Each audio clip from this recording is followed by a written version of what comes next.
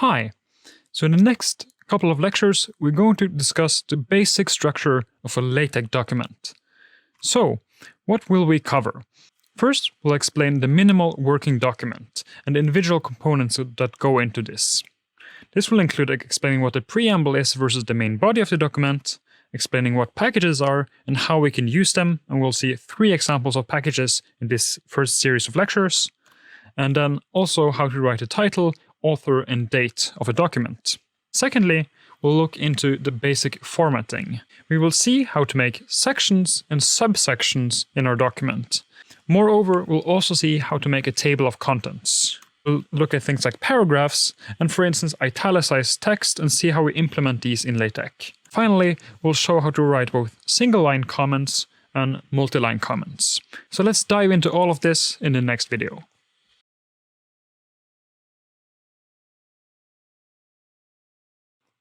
Hi everyone! So right now, I'm located in the main window of my Overleaf account. So I'm here and I can just press now New Project, and I'll call this Skeleton of a LaTeX document and create this.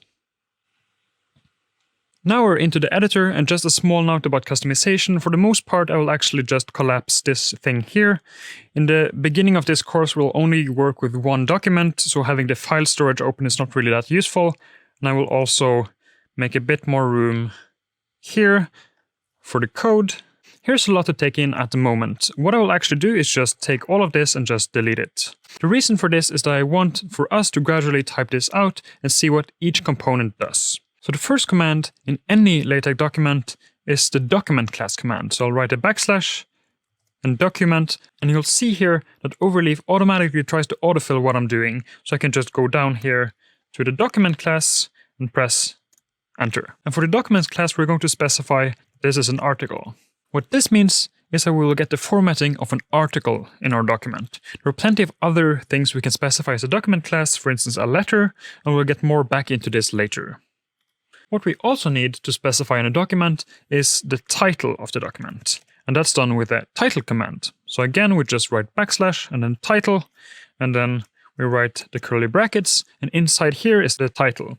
So Overleaf has automatically given us an option before I erased the code previously, and I'll actually just copy this because I think it's a nice suggestion. The skeleton of a LaTeX document. I also need to specify the author, and this is done with the author command. So again, it works exactly the same. So you have a backslash, then you have the command name, which is in this case is the author, and then you have curly braces. And inside the curly braces, you should specify the author. So previously it said Eirik and Stina, so let's now just write Eirik to see if there is an actual change. And finally, we need the date command to specify which date it is. So here you have 2 options. One, you can specify the precise date, so I can just write, for instance, 20th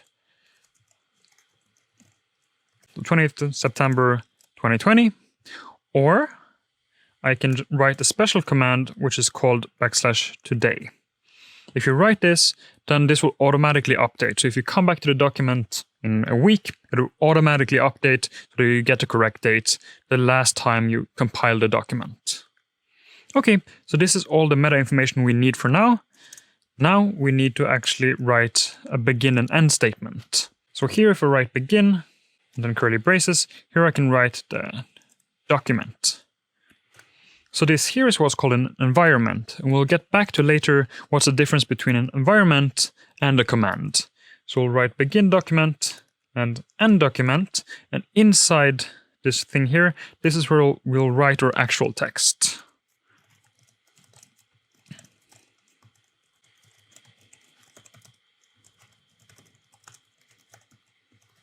This is where the actual text of the document is going to be placed. The final thing I need to do before I can kind of compile the document is that I want to place the title somewhere. So here I have all the title information, so title, author, and date, and I want to decide where to place it. And typically, in almost all cases, you want to place the title at the top of your document, so this should be above any text here. And here we have a special command called make title.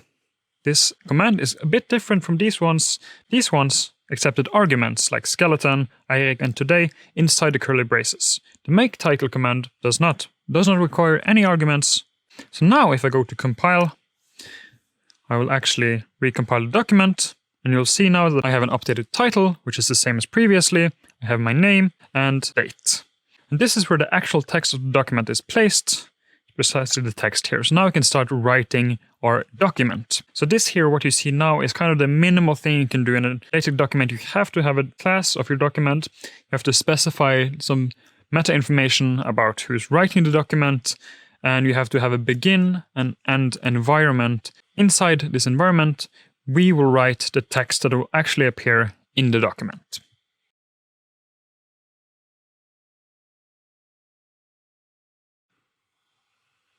Hi everyone! So right now I'm on Overleaf's documentation page. So if you just Google Overleaf documentation, then you'll find that Overleaf has a lot of documentation on LaTeX. So I just wanted to show you this. So for instance, if you go here on mathematics, mathematical expressions, you'll get a quick and nice introduction to mathematical expressions in LaTeX. Of course, me and Stine will guide you through a lot of the stuff that's here and a lot more as well. However, I just want you to note that this is kind of a document, and as you can see, this document has a section title here, and also subsections like contents and introductions and so on.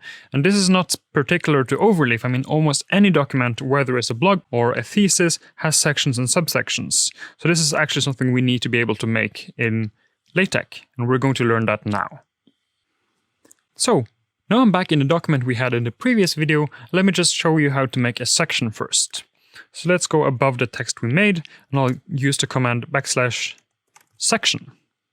So section is a command that accepts an argument, and the argument is the title of the section. So let us write example of a section, and then go and recompile. And you'll now see that we have a section here called example of a section. And then we have some text. So I can mark all this text and choose to copy it and paste it here. Let me just do it manually so we can see, just to generate some more text. By compiling, we get the text under a section, and we can just, for instance, make another one.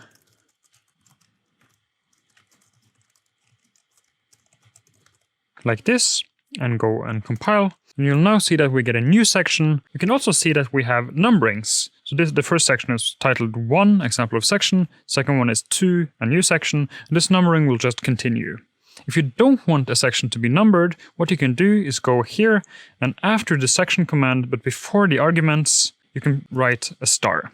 By writing a star, or the multiplication symbol on your keyboard, you will tell LaTeX that I don't want you to number this section. So actually now, if I recompile, this doesn't become numbered. So if I go down some more and then make a new section, let's make this numbered. Let's call it a third section, and then go and compile. Then this will get the number 2, because the second one essentially is just out of the loop when it comes to the counting. You also can gradually notice that I don't always go up here to click recompile. There is a shortcut, and for at least Windows, this is Control and Enter. And this is one of the shortcuts that I will start using from now on and use all the time. When writing a LaTeX document, you'll essentially press the compile button hundreds of times, so having this one shortcut command is really convenient. Additionally to sections, there is also subsections. So let's go into the introduction. After some text, I want to make a subsection. For writing a subsection, as you might expect, there is a special command. This is precisely called subsection. And other than this, the command works precisely the same as a section. Let us call this our first subsection. And then recompile by using the shortcut or by pressing the recompile button, we get here a nice subsection. And this is also numbered, and here we get this subnumbering. So we get 1.1, if I make a new subsection I get 1.2, and so on. If I don't want things to become numbered, it's precisely the same. So just insert the multiplication symbol or star symbol here, and then the ordering just drops. Finally, there is a special command for making a table of contents. The table of contents is just a list of the different chapters or sections and subsections that we've made. To make this list, we precisely write table of contents and recompile. And here you can see that we get this nice contents thing, and then we get like this is the first section, this is the second one, and the ones here illustrate on which page we are. Of course, in this small document, we're still, as you can see down here, we're still on page 1, so this isn't really useful, but for longer documents like theses or longer articles, this is really, really useful. So Overleaf will keep track of all the numbering. This is a really important point. You shouldn't go around numbering stuff in LaTeX. You shouldn't say, okay, this is the first section, or this is the second, and so on, because if you want to move stuff later on, you have to go in and change numbering. LaTeX will just keep track of this for you. So this is the basics of making sections and subsections, and also making the table of contents.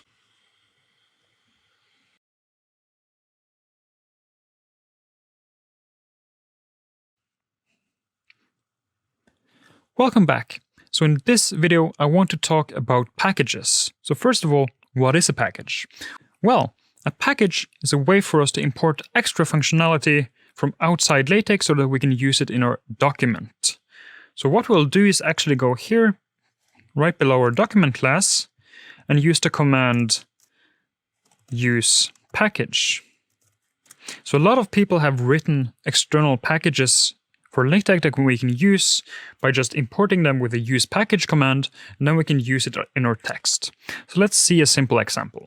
A simple package is something called the CS quotes. And if we import this and recompile, you'll see that nothing really has happened. A common theme is when you do something before the begin document, so this part here is actually called a preamble, and if you do stuff in a preamble, it won't show up in your document because this is more like meta information. This just allows us to use the commands inside the CS quotes package. So what can we do with the CS quotes package? Well, we can make really nice looking quotes. So let's, for instance, write, he said, and then instead of writing quotes manually, I'll use the command text quotes. And this also accepts an argument, and inside is the what I want to quote the person on. So he said, I love learning LaTeX. So if I now go and recompile this, so this should be right before the new section, and we get actually our first error. So what you can see is that I got the text, but it's not really giving me anything regarding to quotes. And you'll see a red mark here, and this is the log and output file. So let's check. So we got what's called an undefined control sequence. What this means is that LaTeX is having problems understanding what I really wrote. So it seems like I've used a command that LaTeX doesn't really understand, and I've just used one, and it's the text quotes command. The reason it doesn't understand it is because I simply remember wrong. It's supposed to be text quote without the plural. So now, if I try again, you'll see that the error disappears. And also here, I get this really nice formatted quote. So he said, I love learning LaTeX. So the CS quotes package allows us to use the text quote command to get nice quotes. To look at a second example, which is also very minimal and sweet, is the blind text package. So this is called blind text. And it's a good idea after you've imported a package to simply just recompile the document at once just to see that LaTeX understands what you're saying. If you somehow spell this wrong or the command wrong, then you'll get the error message right away, and this is really useful to catch the errors as soon as they appear. Now it seems like blind text is imported correctly, and what I can do now is to use the command, let's use it inside a new section. Here I use the command blind text. This is nice because the command is called the same as the package. And what blind text does is to give me a lot of just default text. So here you see I got a lot of this almost random seeming text. So this is sometimes in other languages called lorem ipsum, which is randomly seeming Latin text that fills out here. And this is nice if I want to kind of pad out something with text to see how it actually looks. Now I can see that the space between a new section and a third section looks really nice. I get nice spacing here and here. For sections and subsections, of course, it's not that useful because LaTeX takes care of this. But when we import images later on or deal with lists, it can be a good idea to use blind text to see if everything looks good with some text in it. And instead of typing out a lot of random text yourself just to check that it works, using the blind text is just really convenient, and it looks nice. Then I can just delete it again and recompile my document. So these are two examples of packages. They're both very minimal in the sense that they give us really little, but they're on the same side really easy to understand. There is in LaTeX a lot of bigger packages that have hundreds, if not thousands of commands and can take a really long time to learn. But we'll start with some of the easy packages and then work our way through the more complicated ones later in the course. I just want to preface again that the area before the begin document is called the preamble of your document, and after the begin document and before the end document, this is called the main body of your document.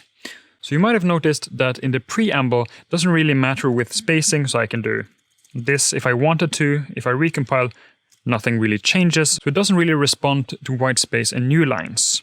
Typically, however, you want to keep it at least somewhat nice looking, so maybe have document class here, one space, then your packages, then your titles and authors, and then again one space before the begin document.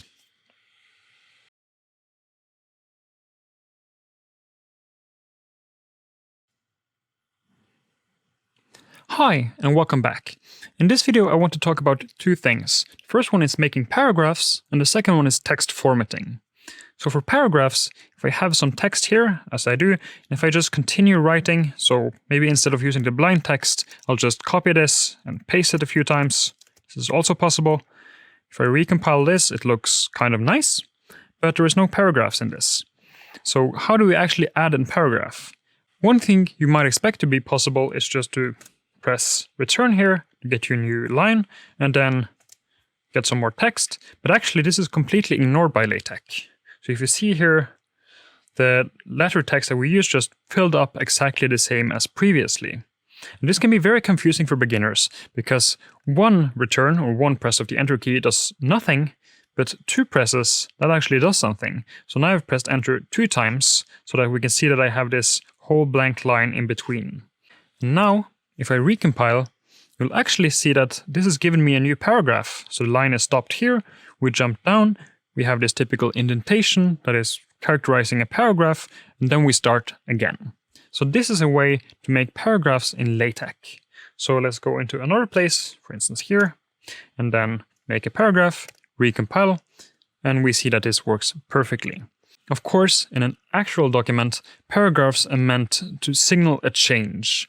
And here, since I'm just repeating the same sentence, logically it doesn't really make sense to put paragraphs. This is just to illustrate how we might type a paragraph in LaTeX.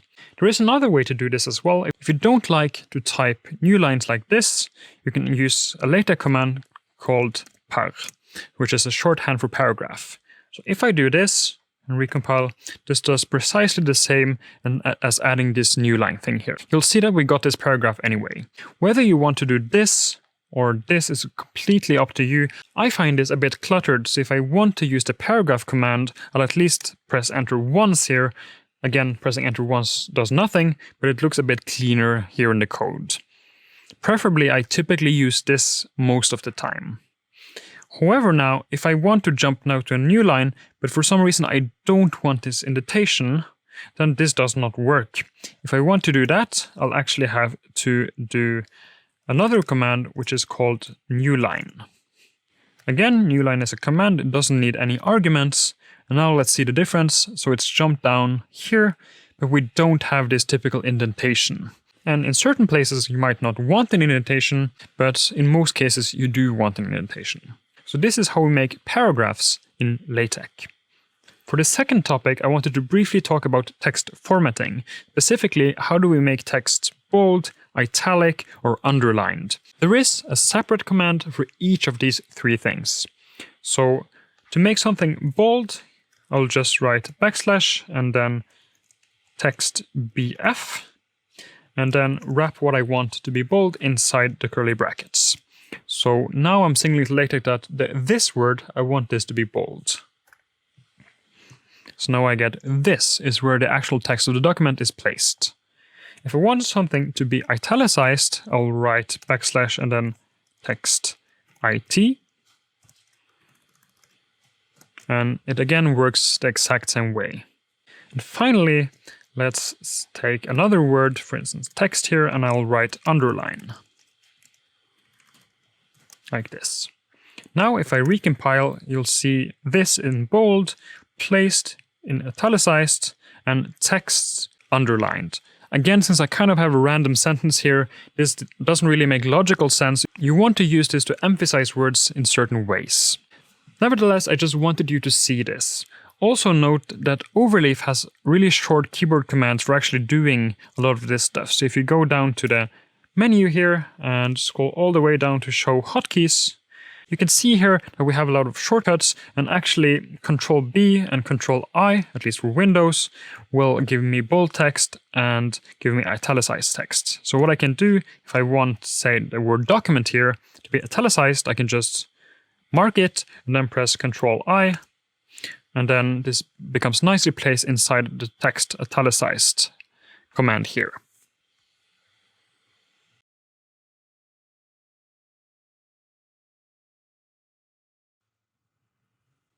Hi everyone! So, in this lesson I want to talk to you about comments. So comments is something that is present in almost all coding languages and programming languages in general, and is a way for us to write instructions to ourselves and to others who might be reading the source code, namely here, but should not appear in the finished product. In this case, it's in the finished PDF document. So how can we do this? One thing we can do is to go above the section here, so this is the first section we have, and I'll write a percentage sign. You'll automatically see that this turns green, so it means that LaTeX somehow recognizes the symbol, and what it will do is turn everything after the symbol into a comment. What this means is that it will appear here, so that I can see it, but when I recompile the document, as you can see here, nothing happens to the output document. This is only here in the source code. So there are two ways to write comments. One is like this, which is called single line comment, or you can actually do what's called an inline comment and comment something after something else on a line. So this is another comment. If I go here and press enter and start writing, then this is no longer a comment. So what are some usages of actually writing comments? Well, one good one is to explain to yourselves and others what packages does. So for instance, the CS quotes package we saw is a package for dealing with quotations. So what I can do here is to use the percentage sign and write for quotations. And here, the blind text, this was for kind of generating random text. So let me just say random text. And now when I return to this, maybe a few months later, I can easily see what these does because the names are not always that descriptive. Of course, I can just copy the name, Google it, and find out, but this is a lot more efficient. Another usage of a comment is to make something called a visual hierarchy. What this means is that I will use comments to make it easier for myself or others to see where in the document I am. So what I might do is, for instance, make some space here before the begin document, write a comment, then maybe just write some lines, and then beginning of document, and some more lines. The only reason I'm making these lines here is to make this comment easily visible. Now when I scroll through the document, it's a lot easier for me to suddenly see this than to see this. So now I can easily identify where the beginning of the document is, and for instance where the beginning of the packages are. So here I can write a lot of dashes and then packages. This also gives you kind of a immediate structure of your document. So here we have this title, author, and date. So let me just put on some meta information about me. So strictly speaking about a document like this. And here you can see now that the document is a bit nicer divided up. Again, since our documents are so short, it's not really that useful yet. But if you have like 50 packages, then this is really convenient for just quickly gauging where you are in your document. A final thing, which is a bit underappreciated, is when you're trying to fix an error. An error occurs when you're trying to write something, but LaTeX doesn't understand what you're meaning or what it's supposed to do. So for instance, I might want here a boldface sentence. This is in bold. If If I recompile this, I will not get an error because I haven't done something wrong. And you'll see here, this is in bold. However, assume that I spelled this wrongly for some reason and just wrote text B. If I just write text B, I'll get an error, and I might not immediately see where the error is. For such a small error as this, I'll get a lot of visual clues. One is here, the line where the error is taking place, and the other one is clicking on the logs and trying to read this. Also here you can see the line number and seeing what the problem is. In more complicated documents, as we'll see later, it can be a bit tricky to identify exactly where the errors are. So a common thing to do then is to just, if you think your error is here, you might just comment the whole thing out. And recompiling now, this kind of confirms that this is the place where the error is taking place. This is a nice way for us to just quickly remove some code that is problematic temporarily before seeing like, oh, I'm missing a letter. Yeah, that sounds good.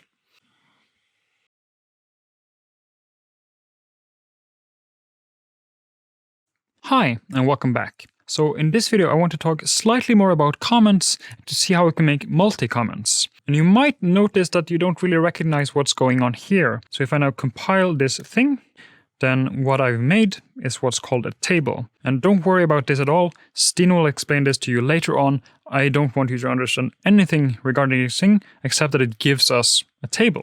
That's nice.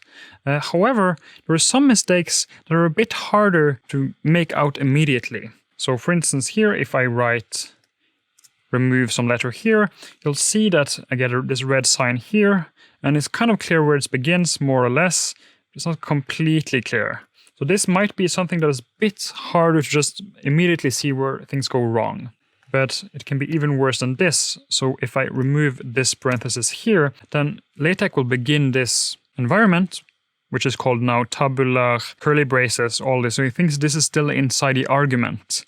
So if I now try to recompile, not only does it look bad, it looks horrible. I mean, what is all this? It says compile error. Your LaTeX document couldn't compile for some reason. So it doesn't really want to give us out the document at all. Something is horribly wrong. And say that I don't really know tables that well yet, I can't really fix this now, but I want to continue with my document and go back to this later. So I could, of course, erase all of it, but I don't want to do that. Secondly, I could comment it out, which is a great idea. However, writing this is very tiresome. So I'm now making a single line comment for each line here, and this is not really optimal. So I would like some way to make a multi-line comment. Let me just remove this. And actually, there is a package for this. So if I go up here, we can use an external package. And the external package is called comment. Immediately after importing this package, I should first of all just write what it does. So this will make multi-line comments. So now let's go down here. Inside this package, there is an environment called comment. So in the same way that we wrote begin document and end document, I can write a begin comment and an end comment. Like this. And actually now, this does not look very good, but the document recompiles. The reason for this is that everything inside the comment environment, so everything after begin comment, but before end comment, is just considered one big comment, so it doesn't appear here. So now I can go further on, and here, continue writing, recompiling and working with my document, maybe getting back to this mistake later when I actually understand tables. So the comment environment is great for commenting out multi-line stuff. And visually it's also kind of nice to mark all this and press tab just to indent it. Also maybe indent this environment here as well, like this. This makes it a lot easier, just at least for me, to view it. Final thing regarding comments is, say that I want to write the sentence, let me begin on a new line here. Say I want to write the sentence, the shoes are 25% off. This looks immediately like there might be a problem. And I think some of you can already see the problem. Once I write the comment symbol, everything else is just a comment. Now, if you look at the document, it says the shoes are 25. After percentage, everything is just taken away. So how do we actually get a percentage sign in LaTeX? Well, that's pretty simple. You just write a backslash before the percentage sign. This essentially tells us to not consider the percentage sign as a comment maker, but rather as just the percentage sign, and don't worry about what it really means. So now you'll see we get the shoes are 25% off.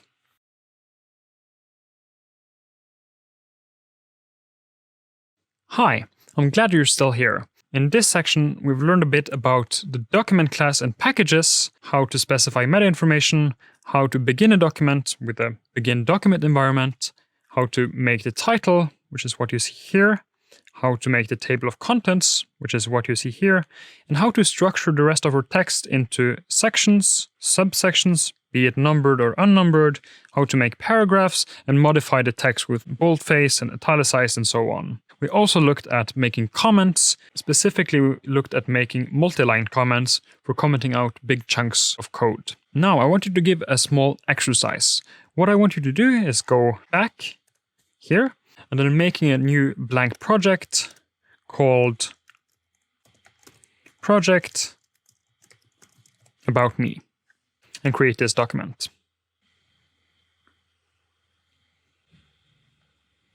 So here we have a brand new document. What you should do is first to alter the author so that it's your name and the date so that's the date you're watching this video.